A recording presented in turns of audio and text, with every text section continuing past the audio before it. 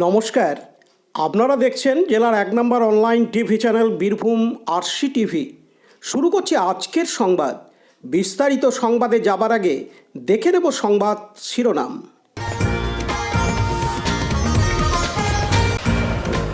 মোরারই থানা পুলিশের উদ্যোগে অবৈধ চোলাই মদসহ গ্রেপ্তার এক।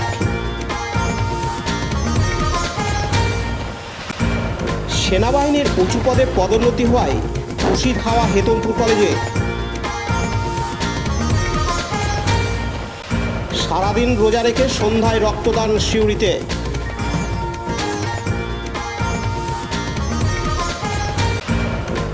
জন্মদিনের অনুষ্ঠান ও সমাধি মন্দিরের অভিষেক পর্ব বক্রেশ্বরে। গাছবেড়া উৎসব রাজনগরের খয়রাডিহি গ্রামে।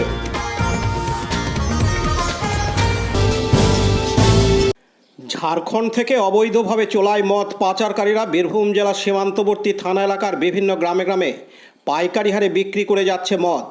সেই অবৈধ চোলাই মদগুলি নিয়ে বিক্রি করছে নিজেদের গ্রামে, বা কখনো আবার তারা অন্যান্য গ্রামে অবৈধ চোলাই মদ পাচার করছে। এই ধরনের খবর আসতেই মোরারই থানার পুলিশ তৎপর হয়ে ওঠে। গতকাল সোমবার ১ এপ্রিল রাতে মোরারই থানার পুলিশ তল্লাশি অভিযান চালিয়ে মোরারই ১ নম্বর ব্লকের রাজগ্রাম অঞ্চলের ডুরিয়া গ্রাম থেকে গৌতম সাহা নামে এক মদ বিক্রেতাকে ৫০ লিটার মদ সহ আটক করে। আজ মঙ্গলবার ২রা এপ্রিল ধৃতকে রামপুরহাট মহকুমা আদালতে পাঠানো হয় মোরারই থানার পক্ষ থেকে। উল্লেখ্য, মোরারই থানার পুলিশ কয়েক দফা অভিযান চালিয়ে এই পর্যন্ত কয়েকটি মোটরসাইকেল, প্রায় কয়েকশো লিটার অবৈধ চোলাই মদসহ কম বেশি ১০ জনকে আটক করে। বর্তমানে ধৃতরা সকলেই জেল হেফাজতে রয়েছে বলে পুলিশ সূত্রের খবর। দীপু মিয়ার report, Birbhum RC TV, Murarai. এখন বিজ্ঞাপন বিরতি, ফিরে আসছি বিরতির পর। সব থেকে ভালো চিকিৎসা সবচেয়ে কম খরচে, সবচেয়ে কম খরচে। সব থেকে ভালো চিকিৎসা সবচেয়ে কম খরচে, সবচেয়ে কম খরচে। বিশ্বমানের স্বাস্থ্য পরিষেবা মিলবে দিনে রাতে, বিশ্বমানের স্বাস্থ্য পরিষেবা মিলবে দিনে রাতে। মণি মহেশ হসপিটাল, মণি মহেশ হসপিটাল, মণি মহেশ হসপিটাল, মণি মহেশ হসপিটাল। মণি মহেশ হসপিটাল, দুবরাজপুর, বীরভূম। ফিরে এলাম বিরতির পর। দুবরাজপুরের হেতমপুর কৃষ্ণচন্দ্র কলেজের প্রাক্তন ছাত্র ভারতীয় সেনাবাহিনীর লেফটেন্যান্ট উন্নতি হওয়ায় খুশির হাওয়া কলেজ ও এলাকায়।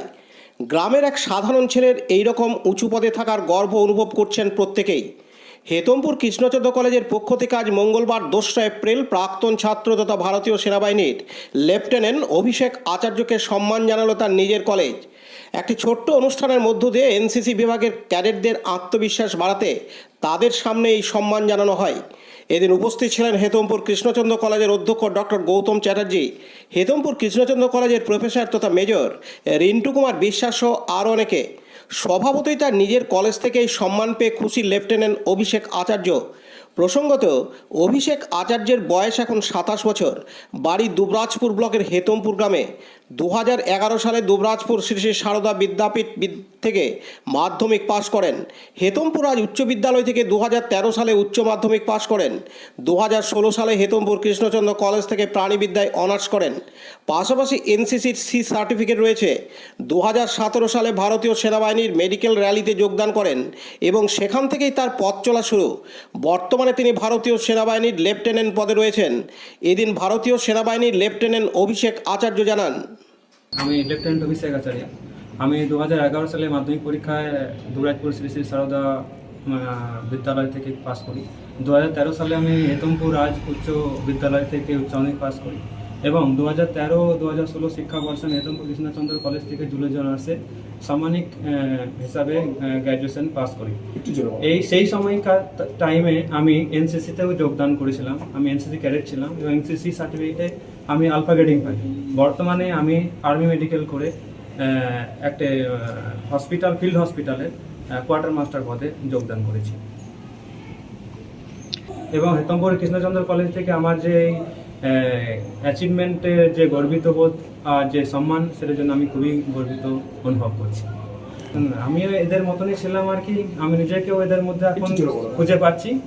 সেই সঙ্গে সঙ্গে আমি চাইবো যেন এরাও এরকমভাবে উঠে আসতে পারে, শুধু আর্মিতেই না, দেশের বিভিন্ন যে সমস্ত সংস্থা বা যে সমস্ত অর্গানাইজেশন আছে তার মধ্যে থেকেও এদের জন্য, আমাদের হেতমপুর থেকে বা হেতমপুর কলেজের জন্য তাদের সেই জায়গায় যেন পদচ্ছাপ করে। আমি এনসিসির মাধ্যমে সি সার্টিফিকেট যখনই অ্যাচিভ করেছিলাম, সেই মাধ্যমে আমি 2017 সালে আর্মিতে যোগদান করি। সেই সময়তে আমি 20 নম্বরে গ্রেস মার্কও পেয়েছিলাম সেই সময়, ভর্তির সময়তে। এবং সেই সময়তে আমি আর্মি অফিসারের জন্য পরীক্ষাও দিয়েছিলাম, বাট আমার হয়তো সফলতা সেই সময় আসেনি। কিন্তু ধীরে ধীরে আর্মিতে থাকাকালীন যে আমার অভিজ্ঞতা, তার মাধ্যমে এনসিসি তো অবশ্যই ডিসিপ্লিনের একটা বুনিয়াদ, তার মাধ্যমে আমি আজকে এই সফলতার মাধ্যমে পৌঁছেছি।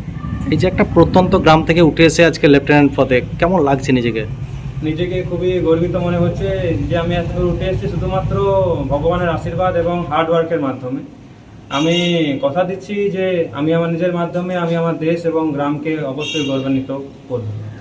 এবং অবশ্যই কোনো জায়গায় যখন কেউ পৌঁছায়, কিছু না কিছুভাবে কারোর না কারোর সহযোগিতা অবশ্যই দরকার। আমার কাছে major doctor Rintu Kumar Biswas sir এবং কলেজের সমস্ত শিক্ষক মহাশয় আমাকে বিভিন্নভাবে সহযোগিতা করে, উদ্বুদ্ধ করে। স্যার তো নিজেই আমার কাছে একটা রোল মডেল আর কি, রিয়েল রোল মডেল হিসেবে কাজ করছে। আপনার নামটা? আমি লেফটেন্যান্ট অভিষেক আচার্য। অন্যদিকে হেতমপুর কৃষ্ণচন্দ্র কলেজের প্রফেসর তথা মেজর রিন্টু কুমার বিশ্বাস বলেন, এটা অত্যন্ত গর্বের বিষয়, যে গর্বটাকে আমি ভাষায় প্রকাশ করতে পারবো না। আজকে আমার যে আনন্দ হচ্ছে এবং আমি যত গর্বিত অনুভব করছি, সেটাকে আমি ভাষায় প্রকাশ করতে পারবো না। এটা আমি কৃষ্ণচন্দ্র কলেজ, হেতমপুর, বীরভূম, এখানে এনসিসি 15 বেঙ্গল ব্যাটালিয়ন এনসিসির 3 নম্বর কোম্পানি এখানে স্থিত। আমি 23 বছর ধরে এখানে এনসিসি অফিসার হিসেবে কাজ করে যাচ্ছি।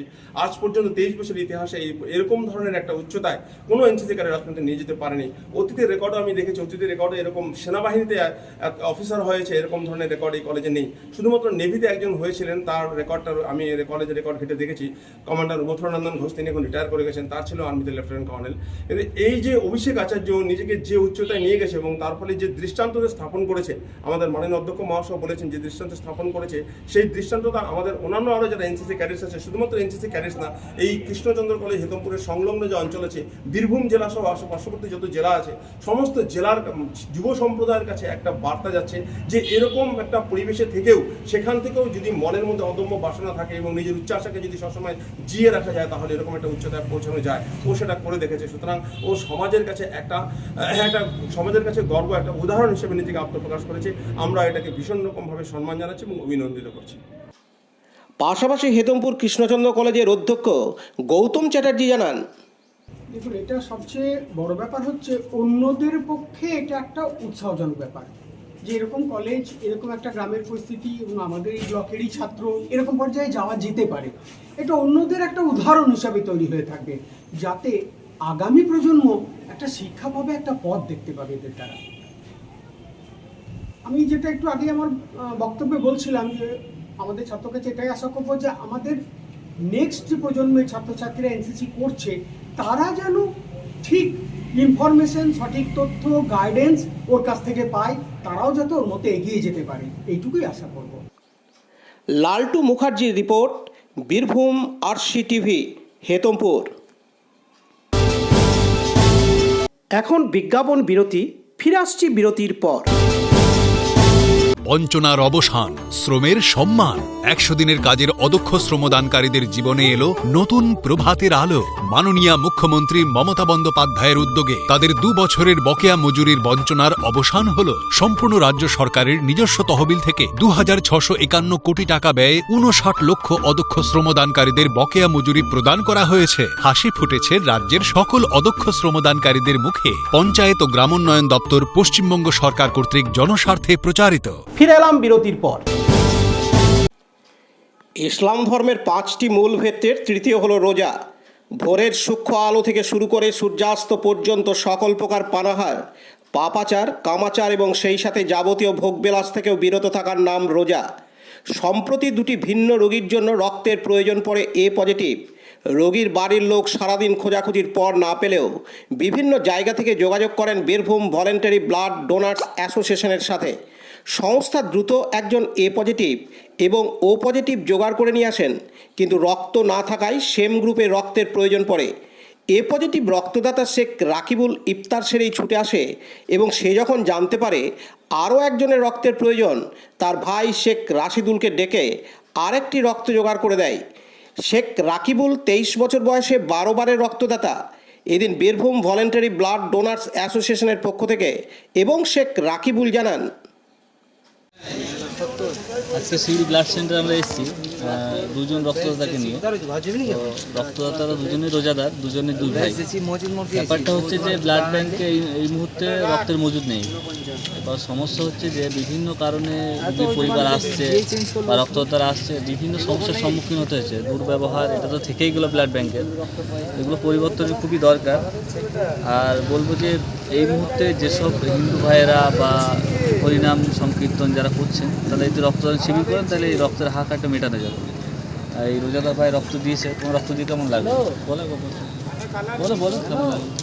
রক্ত দিয়ে খুবই ভালো লাগে। আর যে রক্ত দিলে আর ওটা কে? তোমার? ওটা আমার ভাই, আমার ছোটো ভাই। রক্ত নিয়ে কি বলতে পেয়েছো? হ্যাঁ। কতবার রক্ত দেওয়া হবে? তা আমার অনেকবারই হয়েছে। তাও মোটামুটি অনেকবার বুঝতে হবে, প্রায় 10 বার, আরও বেশি হবে। পতিত পাবন বৈরাগ্যের report, Birbhum RC TV, Suri. এখন বিজ্ঞাপন বিরতি, ফিরে আসছি বিরতির পর।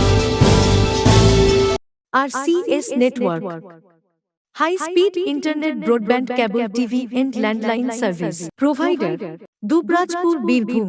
আমাদের এখানে পাবেন BSNL, RailTel, city alliance, NGO ফাইবারের internet, cable TV and landline টেলিফোনের কানেকশন নিতে যোগাযোগ করুন। দুবরাজপুর 034622962627 7449000072 9732202011 8207037404।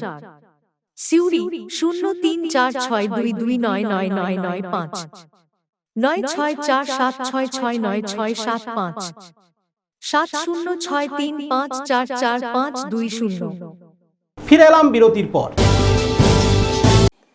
1992 সালে বক্রেশ্বর মহাশ্মশান সংলগ্নে গড়ে ওঠে বাসুদেব মিশন ইন্টারন্যাশনাল নামে একটি আশ্রমিক প্রতিষ্ঠান।